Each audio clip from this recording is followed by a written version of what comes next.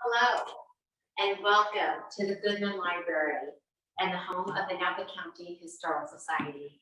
We're thrilled that you're here tonight for a members-only preview of the new exhibit, Presence of the Past. This exhibit is going to be here from April 15th, today, through September 25th. And I'm just so excited. Dr. Sheli Smith and her assistants, several volunteers, and our research librarian Kelly did a beautiful job. Let's walk this way and we'll get a little closer to the exhibit.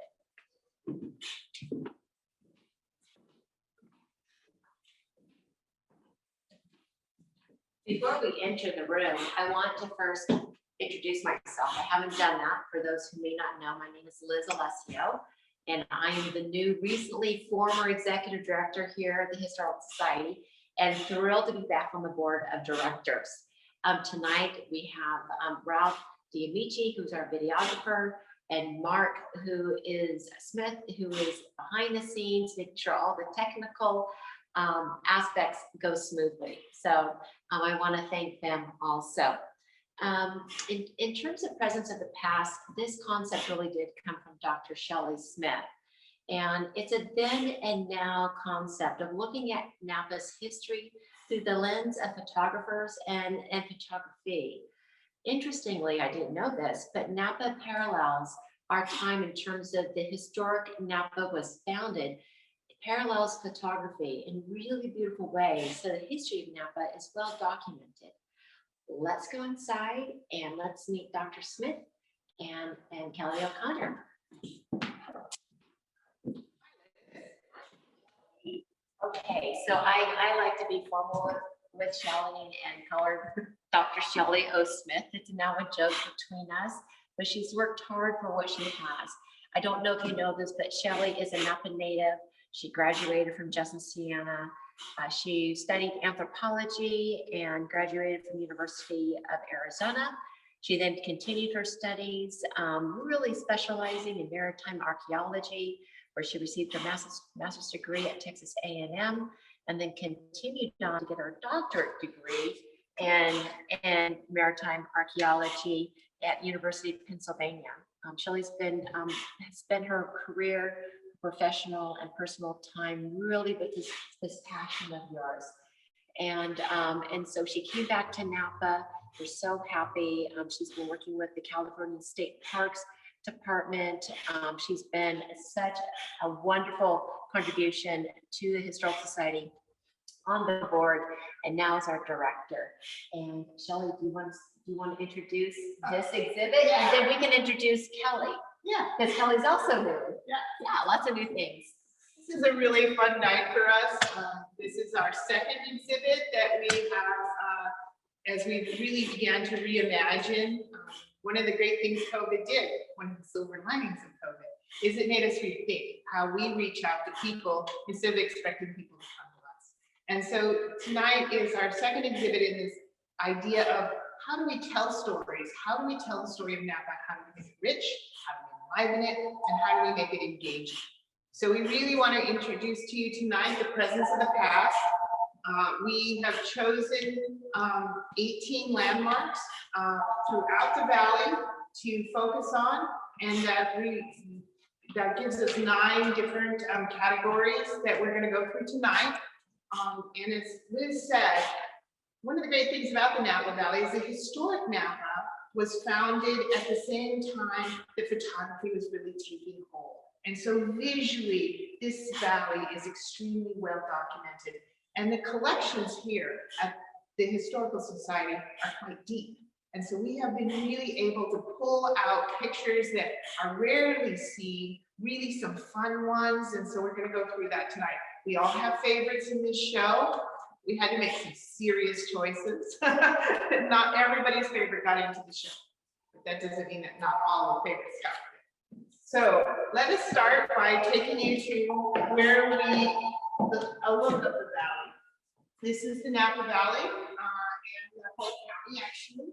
And these are the 18 landmarks, and you can see they're down Bayo Mills, Charles Krug Winery, Behringer Winery, Grace Episcopal Church, St. Helena High School, the Veterans Home, First Street Bridge, First Presbyterian Church, Plaza Hotel, the Tubbs Mansion, the Brannan Cottages, Etna Springs Resort, Hope Street Bridge, Napa Soda Works, and then Napa Union High School, the Noyes Mansion, Sawyer's Tannery, and the Napa State Hospital rounds out our 18. Now, before we really get started and looking at more in depth at all of these, I want to thank our sponsors. This would not be possible without them. So thank you to the Doctors Company, Huther Design, and Diane Wildesley, who have sponsored this exhibit tonight that you get to see and will enjoy for the next 6 months. Also, it's really important that we thank our local and state partners. I want to thank UC Riverside and its Museum of Photography for lending us some of the beautiful equipment you will see in the cases tonight. I'd like to thank the Napa Valley Arts Council for helping us promote this program, as well as the California Ed Alliance for getting the word out and promoting, along with KVON. And finally, the Napa Office Depot here in town really helped us fill out our exhibit and print for us. They were just a remarkable team in helping us. Last but not least is the staff and volunteers who tirelessly researched all of this and helped us mount the exhibit. And so tonight, what you're going to see is all of that come to fruition. Along the bottom of the room, you will see a timeline, and it parallels the history of Napa in the evolution of photography. We are very, very lucky to have many of these cameras and some of this equipment in display in our cases tonight, and as we go through, we'll get to see some of them. And now I'd like to introduce our latest Goodman Fellow, George Goodman Fellow, Mrs. Kelly O'Connor. And Kelly, tell us a little bit about yourself. Hi, so I'm a recent graduate of San Jose State University, Masters in Library Information Science. As a new fellow of the Napa County Historical Society, I am going to be pursuing my accreditation with the Society of American Archivists in arrangement and description. This is the second exhibit that I have been privileged enough to help with so far, and work with Sheli Smith and all of the wonderful volunteers who helped to make this happen. So I'm very excited to share it with all of our members and all of our volunteers who have helped to make this possible. Great, let's start with churches. Okay. So starting with Grace Episcopal Church, the first congregation met in 1871, but like many early churches of the time, the congregation relied on circuit pastors for their services. The permanent church was eventually built in 1878. And over time, it has been retrofitted between the 80s and 90s, 80s and 2000s most recently, although it still remains much as it did and retains a lot of its charm as a beautiful stone church. Moving on to the First Presbyterian Church, a very, very popular subject of photography. Here we see one of our earliest photographs, 1890, and obviously a popular subject for postcards as well, which were hand tinted. The Sunday school pictured here in 1974 was actually built on the same grounds where Pastor Richard Wiley, seen here next to the Sunday school, where his home and gardens were. Let's see, yeah, so Presbyterian Church was designed in 1874 by R.H. Bailey and Theodore Eisen, and still looks very much the same today. So, as our second category, schools, we focused on Napa Union High School and St. Helena High School. Both, started out in earlier buildings and then moved in the early 1910s to more modern buildings. Here we can see a photograph by H.A. Darms of the very first Napa High School, which would have been built around 1897. And Napa County has always valued education, starting with one-room schoolhouses very early on and opening the Collegiate Institute in 1860. Napa Union High School, 1897, and then eventually moved to a newer high school in 1912, which is the build date for the current high school. And we see some of our students here in 1923 and 1926, and that's the track team. St. Helena High School, similarly, high schoolers in St. Helena actually began attending classes which were held in the Presbyterian Church, and they finally got Turner Hall built in 1896, which was their first permanent location. That was in Lyman Park. After the population grew, they built the current high school 1912, which was Vintage Hall, which still stands today, as you can see in the top photograph, and compared to this earlier photograph down below. Okay, so I'm going to turn it over to Sheli, who is going to continue with our homes category. Okay, so we chose two homes because I think it's important to understand that historic landmarks don't always survive. And so we chose the Noyes Mansion in Napa, which is iconic and sits at the corners of Jefferson and First Street. It's still there today. Frank Noyes, who made his fortunes in lumber, had Corlett design this architectural piece. It was real popular design in the East Bay as well as in the East Coast, a shingle design. Today, after he lived there until 1956, and after he sold it, it became the headquarters for Napa School Administration, and then later for the Wine Spectator, which it still is today. The other home that we chose was from the industrialist Tubbs, Alfred Tubbs. And Tubbs built a home up north of Calistoga.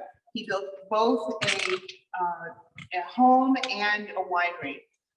They were both plagued by fires throughout their time. They never rebuilt the home after the second fire, but they did rebuild the winery. And today that winery is known as Chateau Montelena. So the landscape remains, but the Tubbs family does. The Tubbs family home does not. So we're going to turn it over to hospitals. Take it away, Kelly. Thank you. So Napa County, with its wonderful atmosphere, its fresh air, and its open spaces, very early on attracted the state's second insane asylum. Is that true? Yes, the state's second insane asylum, 1875, with the first patient coming from San Francisco. They were very fully functioning and self-sufficient, as seen with the livestock farm and their gardens.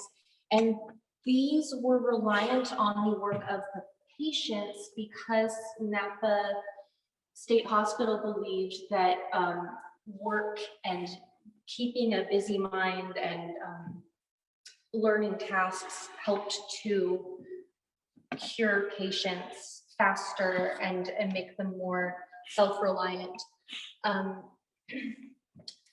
Most of the original buildings are now gone, with the iconic steeples of the so-called castle, many being heavily damaged in the 1906 earthquake. By the mid-20th century, it was deemed unsafe and a fire hazard, and the castle was demolished. This was after World War II, and it was replaced with the mission-style buildings that are still existing today. One of the only structures I know of that is still remaining is this bus depot, which you can see on Saskville Road. This photo here was taken around 1927, and the photo above is how the bus depot appears today, although apparently it has been slightly moved, and you can see that the Napa Valley College, the entrance to Napa Valley College is directly behind it.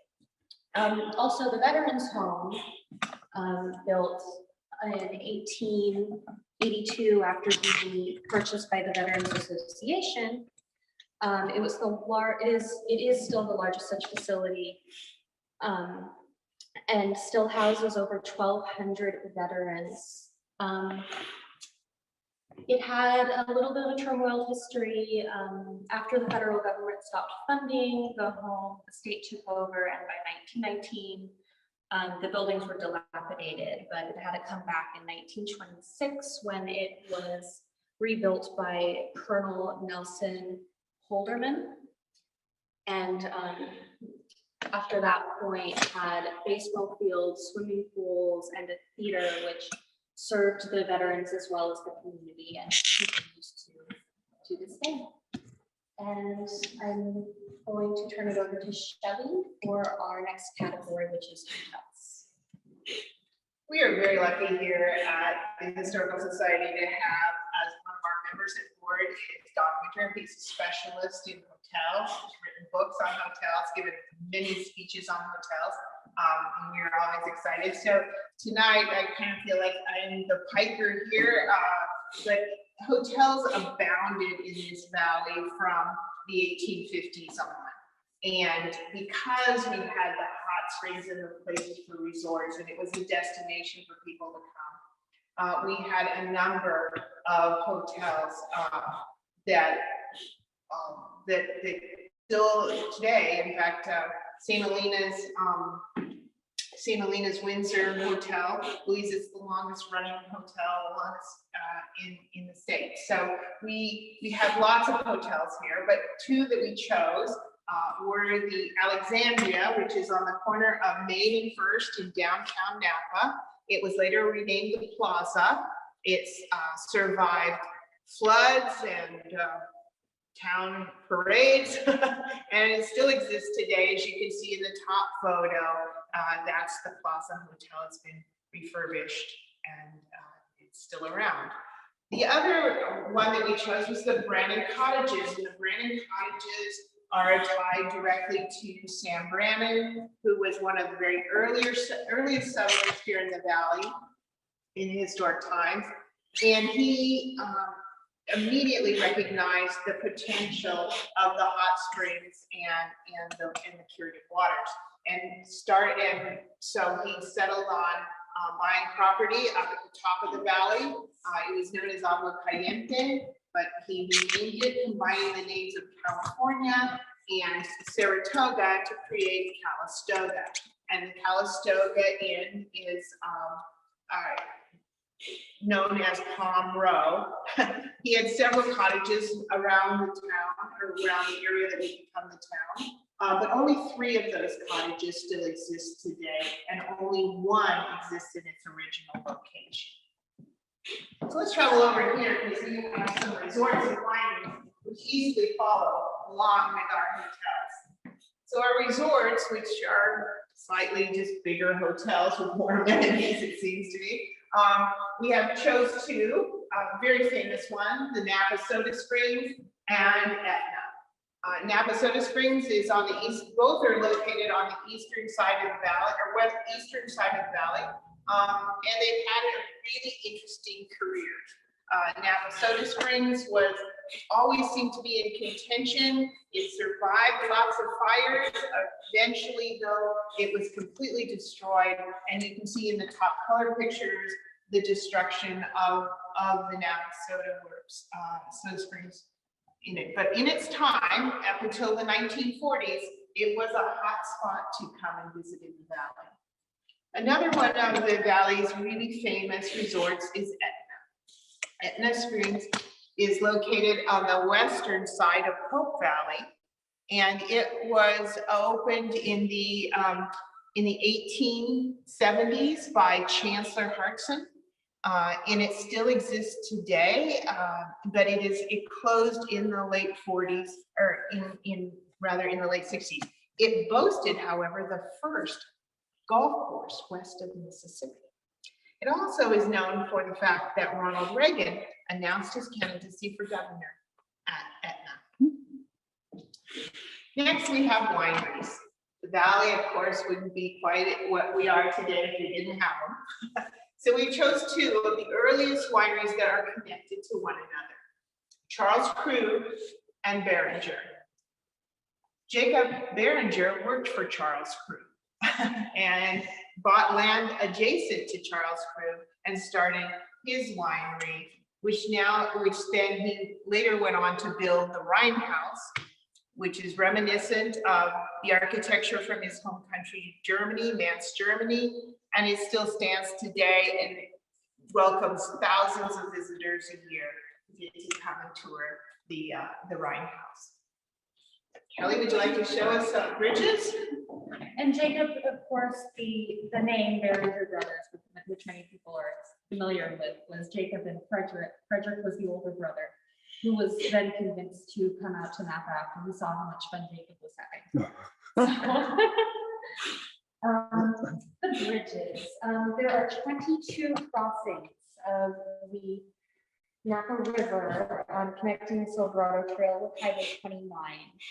Many of these iconic stone bridges from the 1800s and early 1900s still exist, but the oldest and the longest standing, or the oldest still standing stone bridge in Napa County is the Pope Street Bridge. As you can see from, there are early Turl and Miller photographs here. Turl and Miller really loved the Napa Valley and did a lot of photography here, although they were based out of San Francisco. And then up top, we have a photograph taken in 2010, which I find very striking in its coloring. So although the Pope Street Bridge was designed for horse and carriage traffic, it is still strong enough to handle automobiles. And it's in 1972, it was listed on the National Register. The First Street Bridge has changed since its earliest iteration. It started off as a trestle bridge, and you can see 1907, H.A. Darms photographed it in that large photo there. Of course, it has been rebuilt many times, but it's believed to be one of the first reinforced concrete bridges in California, built in 1914. In 2009, it needed to be replaced, but as seen above, it still retains that early concrete, reinforced concrete look. So it was meant to be reminiscent of that style. And Sheli is going to finish our tour with our business. Finally, we have businesses, and no, we wouldn't be here today if there weren't businesses from the very earliest time. One of the very first businesses was just about survival, and that was the grist mill at Vail. It was run by, it was on the Rancho Carne-Humana, which was owned by Edward Vail and his wife, Maria Sobrones.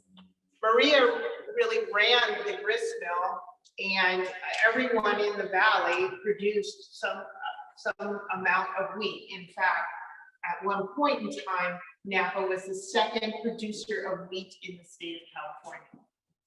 So you can see that Vail Mill, at one point in time, it started to kind of lose itself in ID, but it became a state park, and it's been completely restored since then. And this, I want to point out, is Kelly's favorite picture. These two men worked at Bale Mill, and John Scott and Joseph Mecklenburg both worked there. And so in their later years, they were able to take their picture next to the place they worked. Pretty fun thing.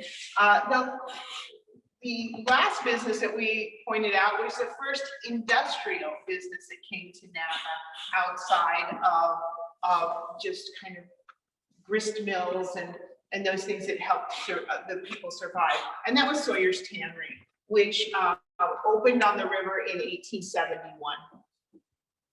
Sawyer Tannery began producing high quality tanned hides and getting their tan bark from the north coast of California, where redwoods were being felled and the lumbering was going on. They went on to create really a high grade of leather, became known worldwide for its quality. It's called Napa leather.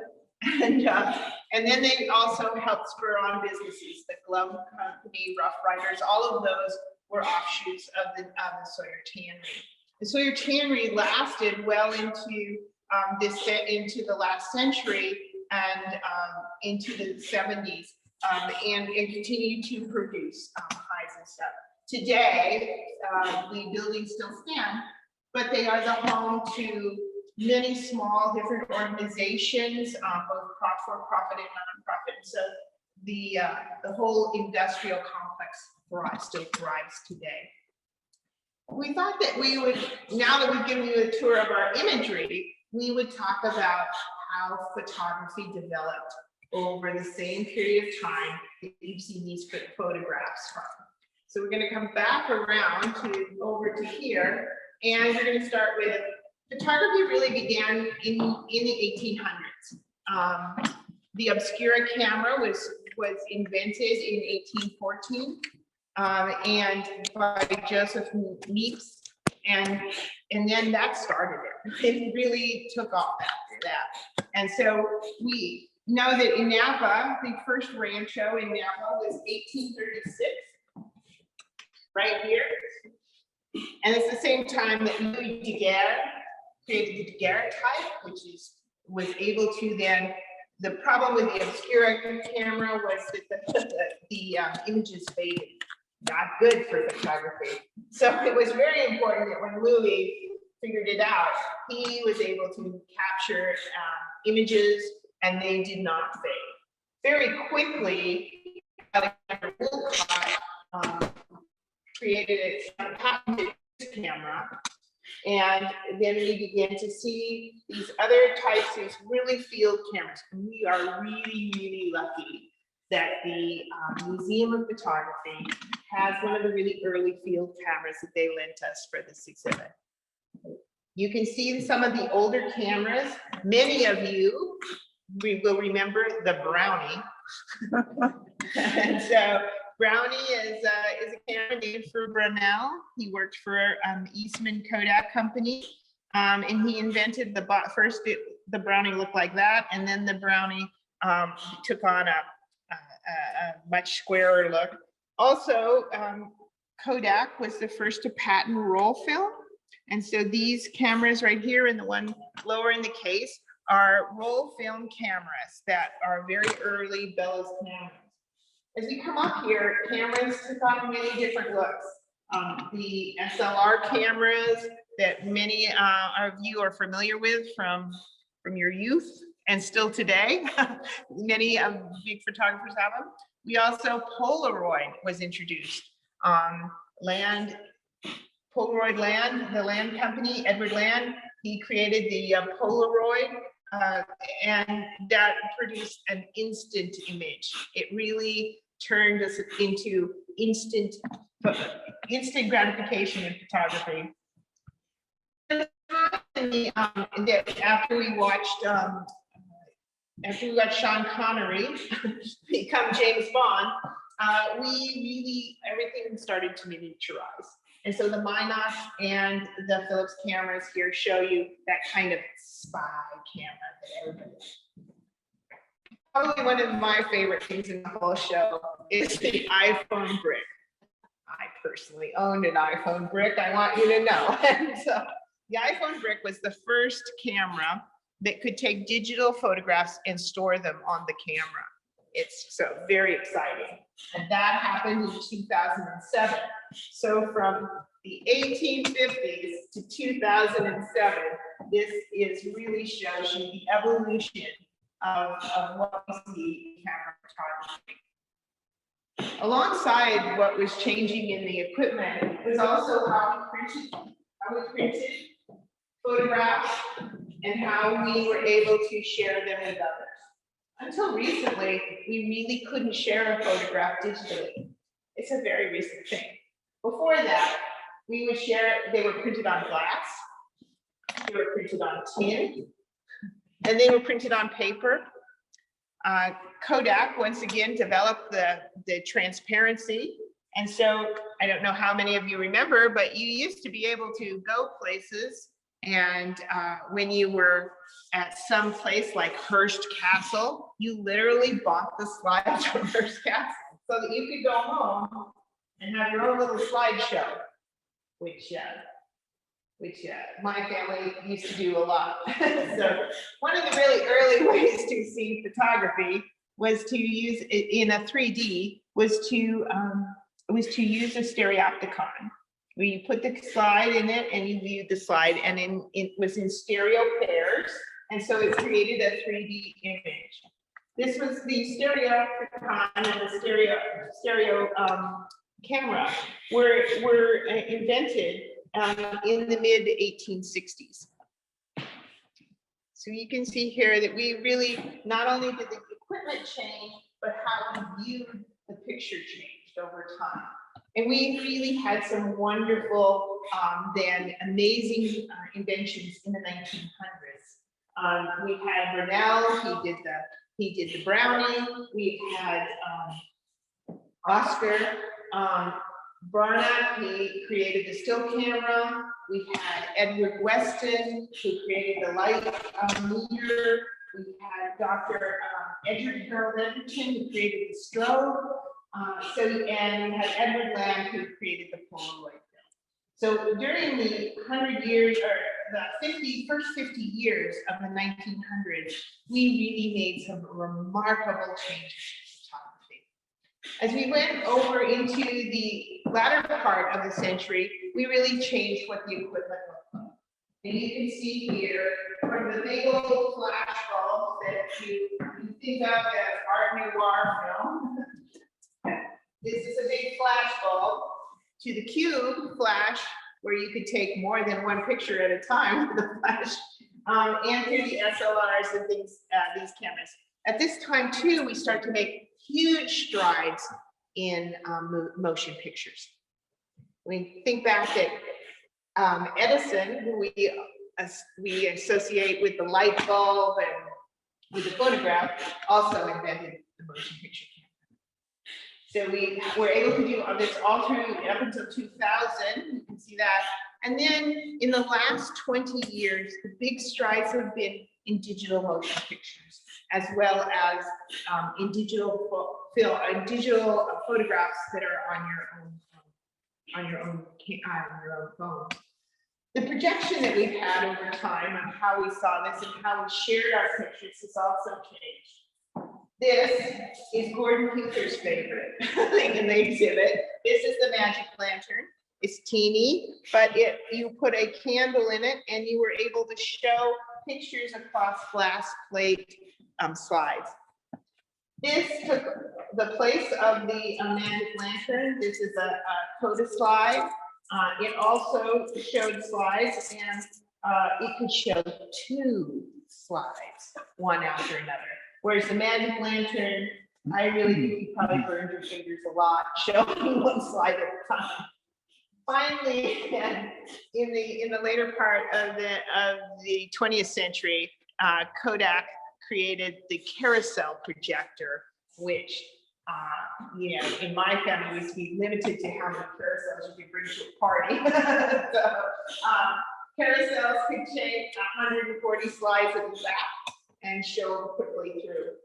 Today, when you want to show, you want to project your slideshow, you use an LCD projector. And so that's, today we've kind of come up, so this is the equipment and the timeline around the bottom of the room. It tells you how we've changed through photography through time. Liz, take it.